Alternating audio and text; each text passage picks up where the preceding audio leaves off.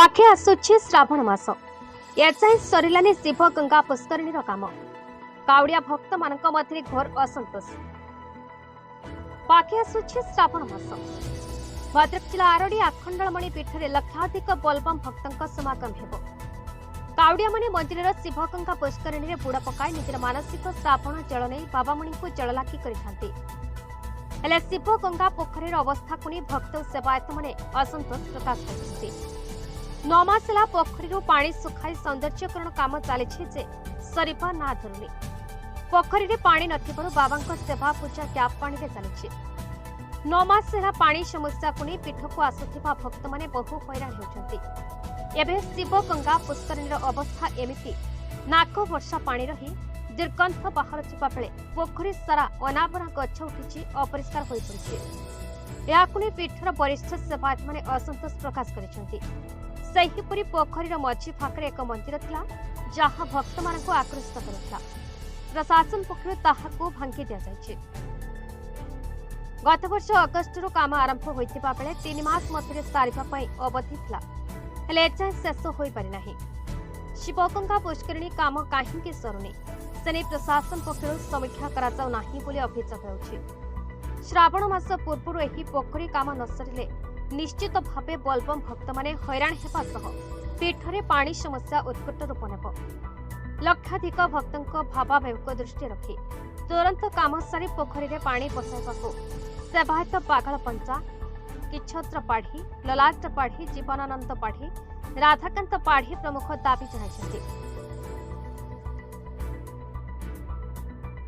मो नाम प्रशांत राउत घर गुआमाल मोड़साई।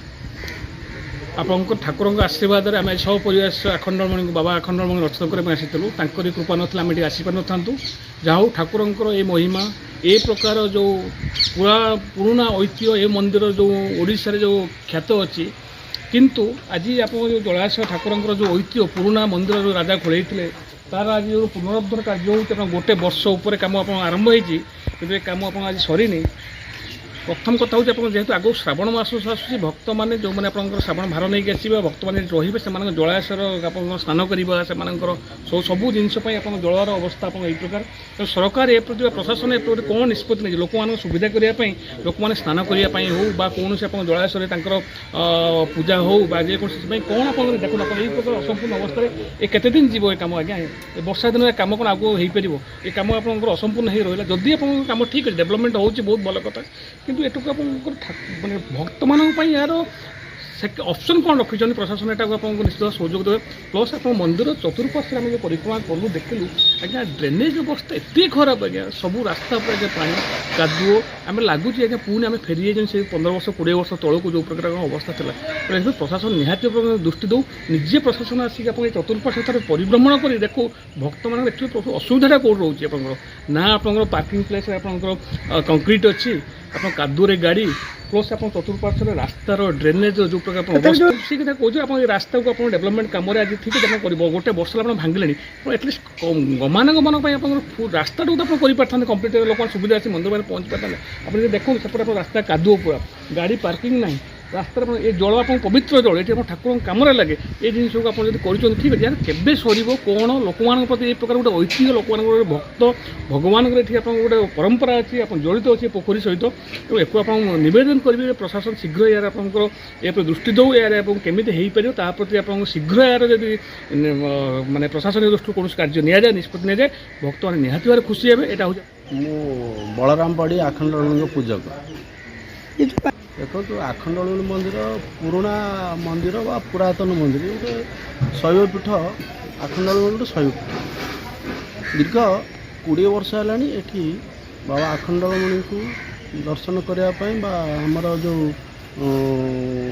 ठाकुर पाखे जो जल लगी हुए जो माने भक्त आसती हजार हजार भक्त से मैंने किसी सुविधा नहीं कौटी से रे कौटी खाइबे कौटी बस सुविधा ना किंतु ये जो पोखरी ठाकुर जो कार्य लगे से गोटे वर्ष है ठाकुर पोखरी माने कम चली किंतु से कम एपर्तन पूर्णांग होनी हजार हजार भक्त आसने से पोखर कौटी पानी ने गोड़ धोबे कौटी बसवे कौटी खाइबे कौन करेंगे से किसी आसुनी कौन कार्य पोखरी आसुनी ଆଉ ଯେଉଁ କଣ୍ଟ୍ରାକ୍ଟର ସେ କାମ କରୁଛି ସେ କଣ୍ଟ୍ରାକ୍ଟର ସେ ଏପର୍ଯ୍ୟନ୍ତ ଧୀରେ ଧୀରେ ସେ କାମ କରୁଛି। ଠାକୁରଙ୍କ ପାଖକୁ ଯେଉଁ ଭକ୍ତ ଆସୁଛନ୍ତି ନାହିଁ ନଥିବା ଅସୁବିଧାର ସମ୍ମୁଖୀନ ହେଉଛନ୍ତି।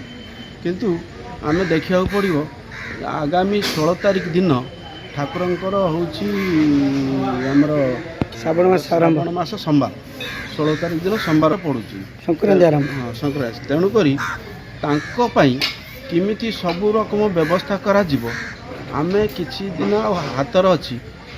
ପ୍ରଶାସନିକ ମୁଁ ନିବେଦନ କରୁଛି କିନ୍ତୁ ସେଇ ସମୟ ଭିତରେ କେମିତି ଆସିକି କେମିତି ଭଲ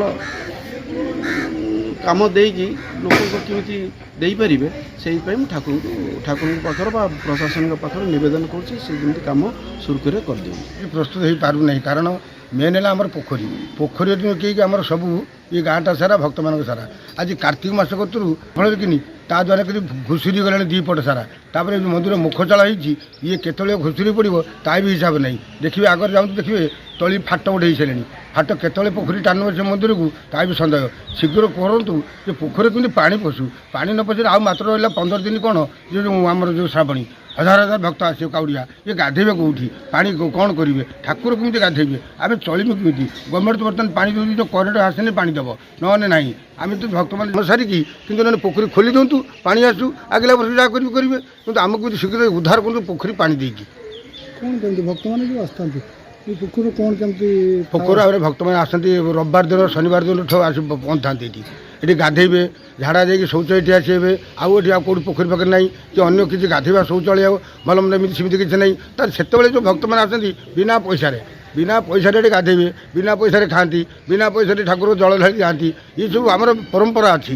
ସେ ମିନିମମ୍ 40,000 50,000 ଏମିତି 4ଟି ସୋମବାର ଶ୍ରାବଣ ମାସରେ ପଡ଼ିବ।